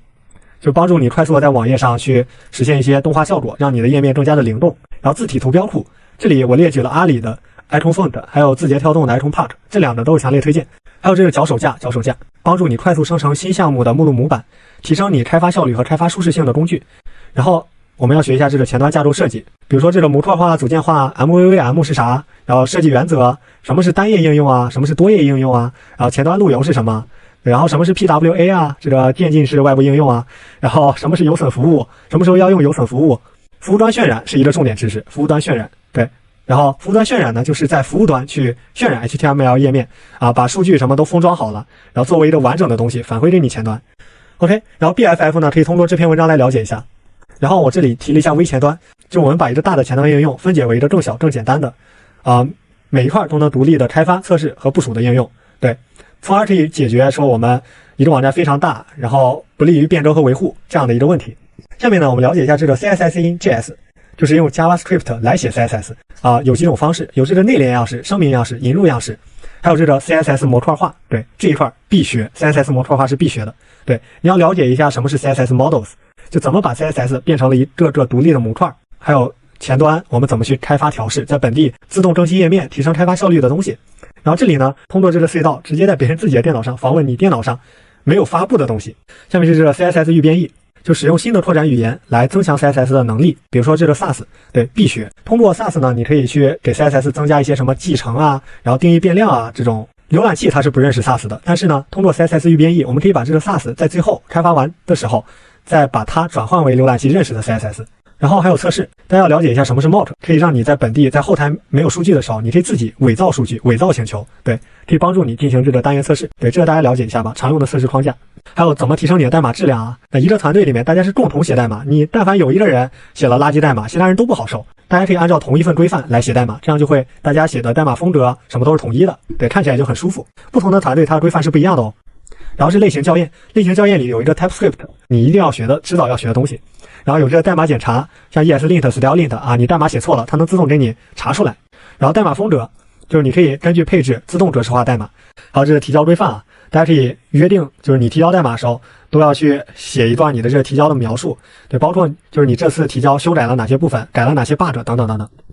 还有这个提交检查啊，就提交之前，为了防止你提交一些错误的代码，然后可以先在你提交之前做一些检查，如果检查不通过，就不允许你提交。对，然后呢，还有这个构建工具了。构建工具现在一般都是讲究自动化，就有系统帮助你去打包。对，打包工具呢，就是将你各种零散的资源文件，把它统一打包成在浏览器里可以运行的代码，包括什么压缩、混淆、加密，还有这个持续集成、持续交付。然后当你这个代码提交之后，或者说每天设定一个定时任务，自动的帮你构建。部署的话，就是外部服务器，常见的就是 NGX。对，你写完了一个网站，你要把它发到服务器上才能供别人访问，对吧？然后这里大家可以直接在腾讯云的动手实验室在线学习 NGX， 非常方便。对，它的性能非常高。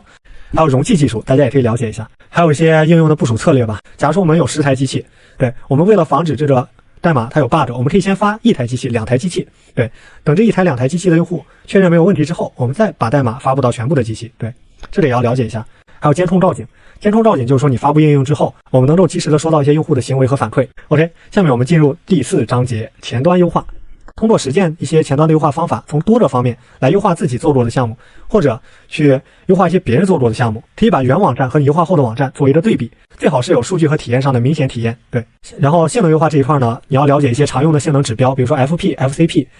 每一块我都给大家解释了。我觉得前端你要真的认认真真学，学问很大的。对，从优化这一块就能看出来。怎么优化呢？首先你要知道监控是吧？就你要知道哪里出了问题。对，然后还有这个样式优化，然后有 JavaScript 的优化，比如说这个防抖和节流，对，然后你可以把代码进行分割，把大代码分割成小代码，按需加载。然后你可以把资源进行压缩，还有打包优化，对，把资源更合理的打包。然后服务器优化，然后还有缓存优化，这里有一个 Service Worker， 是现在非常流行的技术。动画性能，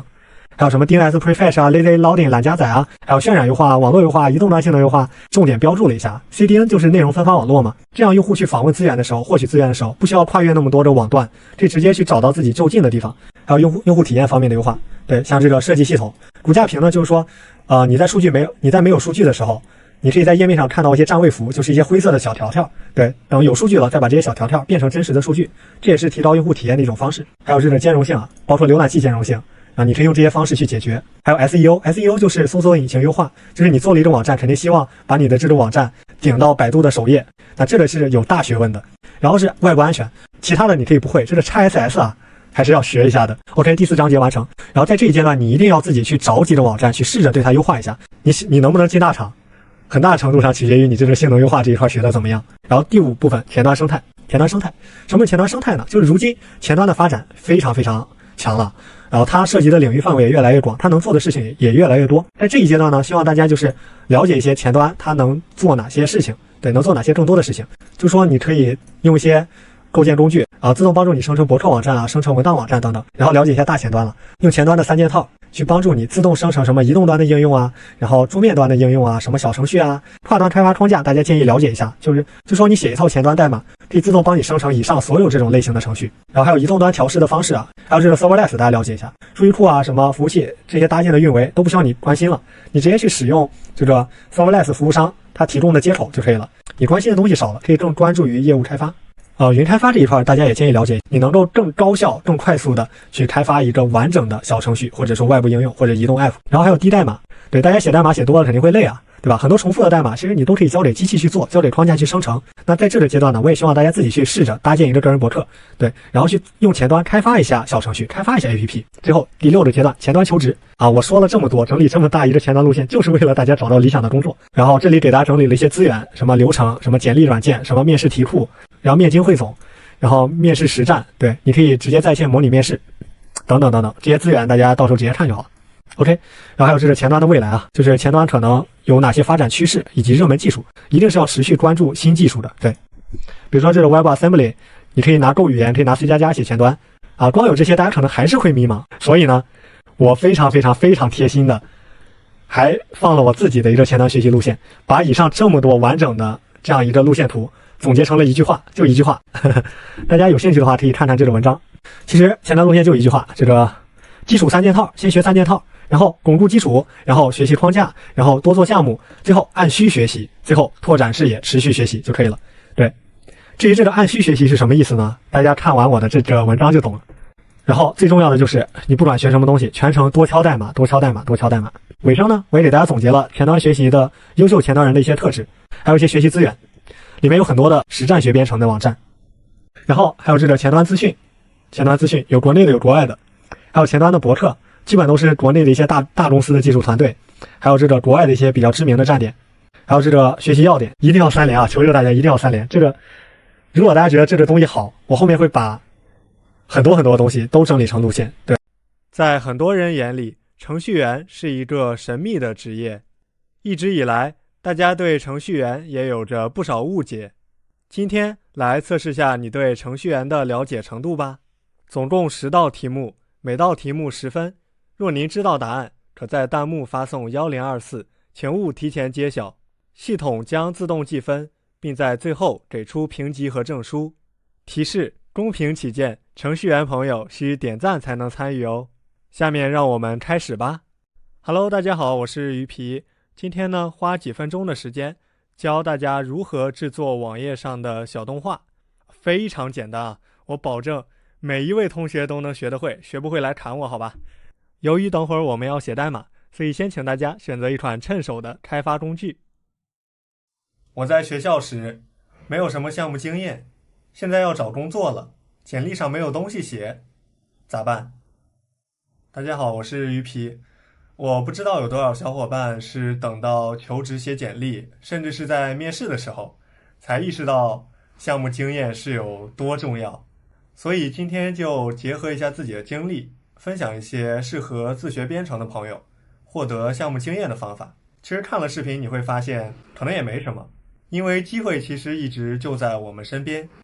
首先是被最多的同学忽略的一点，却是我强烈推荐的一个方式，那就是参与开源项目。很多朋友可能觉得自己在学校没什么做项目的机会，在学校找不到人一起做项目什么的，但其实完全没有必要把自己限制在学校中。现在有很多的开源平台，像 GitHub， 你可以和编程大佬一起远程做项目，还可以友好的交流。就有朋友担心了，说我这水平我能行吗？其实你到 GitHub 搜一下，还是有很多简单的项目。就有一些朋友大一大二的就把自己的什么课堂大作业放上去，其实你也可以拿来学习一下，完全不用怕。你可以先找自己感兴趣的项目，先做这个项目的用户，然后呢，你可以先从补充文档、改 bug 这种简简单单的工作开始，一步一步的参与进来。如果有机会给知名项目中写代码，哪怕就那么一行，这个在简历上的含金量都可能远远大于你写一个完整的系统，可以说是寸土寸金了。那这也是我的一大遗憾吧，就我在大学的时候可能更多的是到 GitHub 上面抄作业找代码，对，很少有自己参与。那第二个方法呢，是做一些小的实验。现在网上其实有非常多的实战学编程的平台，像腾讯云的动手实验室、实验楼、阿里云也有，对，都提供了真实的服务器开发环境。那你可以做一些小实验，也有一些完整的项目。最关键的是，大部分都能白嫖，白嫖谁不爱呢？不过有一说一，国内的 Lab 水平确实还是有待提高。就如果你的英文还不错你到网上去搜吧，大家都会建议你去做一些国外的课程实验，像什么 MIT 的操作系统工程，分布式系统，斯坦福的编译原理等等。这些东西你能啃下来，虽然说你可能会掉不少的头发，但你的实力肯定也是能够进大厂了。第三种方法呢，是利用学习资源。我相信大部分的初学编程的朋友可能都是跟着视频或者书来做项目，比如说小破站，对吧？有名的中国世界双一流编程大学，对吧？你在上面挑着视频看，什么音乐播放器、天气管理系统各种管理系统都是 OK 的但注意一点，就是你不能只看不做。一个视频看下来之后，你要么自己跟着抄一遍，那再不行的话，你也得把源码下载下来，然后读一遍，改一改。对，其实很多的项目你就改一改视频中的源码，然后加一点自己的东西就可以放到简历上了，这就有了一个项目经验。只要你去做了，其实还是蛮简单的。除了小破站，我记得还有一个教编程的网站叫什么Hub 来着。第四种方式吧，就是你想做什么你就做什么。网上各种编程的教育者都在强调你要对编程有兴趣，你才能学下去，才能学得更好所以呢，我是觉得如果大家自己有不错的想法和创意，你不妨试着用代码、用技术来实现它这也是我认为最完美的一个状态，就做一名兴趣驱动的 coder像我就是。举个例子，就当时我们学院有个课贼难抢，就把手点爆了都抢不到，那我干脆就自己做了一个抢车系统，然后挂了大概1个月的机，然后后来有一天终于抢到了。就那一刻我真的觉得这是我人生的一个高光时刻，我真的可以吹一辈子了。那上面那些方法是所有朋友都适用的。那如果你还在读大学的话，其实做项目途径会更多一点。首先说说课堂大作业吧。其实我看了不少份简历，我发现很多的人会把课堂大作业作为一个项目经历写上去。没想到吧，这玩意儿也能做项目。其实很多课都会在期末的时候让你交一个作品嘛，只要你愿意，你真的可以把作品打磨得很好又能算是项目经历，又能在这门课拿高分，我觉得是一个非常好的方式。千万不要小瞧课堂大作业比如说大家都做一个图书管理系统吧你的图书管理系统只能管理1本书，人家的可以管理1000本书、上万本书、几十万本书这个就是差距了，对吧？其实我很多课堂大作业做的还都蛮认真的，而且都会好好留着。就曾经我引以为豪的编译原理语法树程序，我还给它取了个名字叫什么辣么大语法树，对我也是一种激励吧。那再说说下一种方式，就是帮老师做项目。那当然，老师不可能直接找到你，对吧？所以你可以向辅导员或者老师表达自己的想法。就比如说老师好，我觉得我最近学的不错，我觉得我又行了我想争取一些承接项目的机会。对，一旦你拿到了机会，完成好一次之后，就会有很多的回头客，对，很多需求会滚滚而来。这个在你积累项目经验的同时呢，也能赚到不少的钱。那我当时其实帮其他的学院开发过一个简单的预约系统。其实我发现老师的要求不会很高，而且也是比较好沟通的，还能认识更多的老师，得到更多的资源，所以这也是我非常推荐的一种方式。那下一种方式呢是参与竞赛。我强烈建议在校的同学一定要多参与竞赛，因为等你毕业之后，机会就少了很多。而且现在专门面向大学生的竞赛非常多，像认可度比较高的互联网加、挑战杯、ACM、计算机应用能力大赛各种计算机程序设计大赛都是可以的。组队参赛呢，不仅可以培养自己的兴趣，还可以培养责任感，促进自己学习完善项目。而且呢，和其他同学一起抱团取暖，互相学习我觉得是非常有必要的。虽然我竞赛能力一般，但我就是喜欢去凑分母、抱大腿。那最让我印象深刻的竞赛肯定就是挑战杯了认识了非常多的大佬，带我吹牛带我飞，最后也有幸获奖了，顺便还帮我凑中了落户的积分。我觉得这是让我非常爽的一件事。然后呢，其实还有一种方式，可能你从入学的时候就有机会参与，那就是工作室或者社团，一般会有大佬带队，而且大家一起学习讨论，氛围会更好一些。然后其实加社团也非常简单，基本都是不请自来。我记得刚入学的时候，就有学长衣冠不整的跑到我们寝室来发传单，然后用急速的传销的语气说：“同学，来加入我们吧，我们敲键盘老六了我们的组织老牛逼了。”于是乎，我就被忽悠进了各种社团和工作室。不过后来也给学校做了不少的网站的确也是积累了不少项目经验。还有一种方式，那就是加入实验室。如果你在本科期间就有机会加入学院的实验室，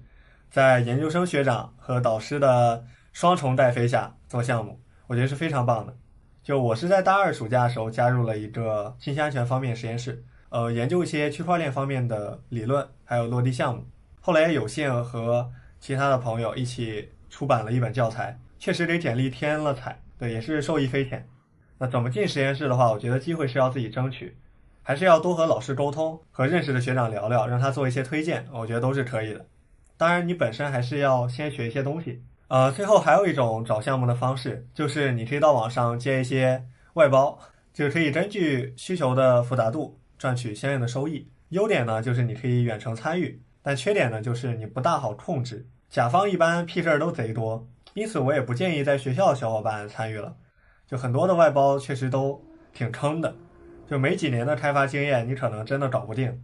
介绍了那么多参与项目的途径，不知道大家有没有摩拳擦掌、蠢蠢欲动了呢？最后给个温馨提示，做项目讲究积累和复用，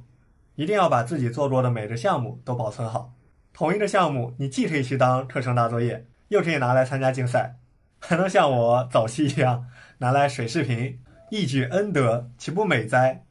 好了，本期视频到这里就结束了。那如果对大家有帮助的话，感谢大家的3连支持。我是鱼皮，后面会分享更多的编程学习经验和技术干货。我们下期再见。用做饭的方式来写代码是什么感觉？直接上干货。ImageCook 是阿里出品的智能代码生成器，就像一口铁锅一样，只要我们放入图片、设计稿等食材，这口锅就能帮助我们做出一盘美味的代码，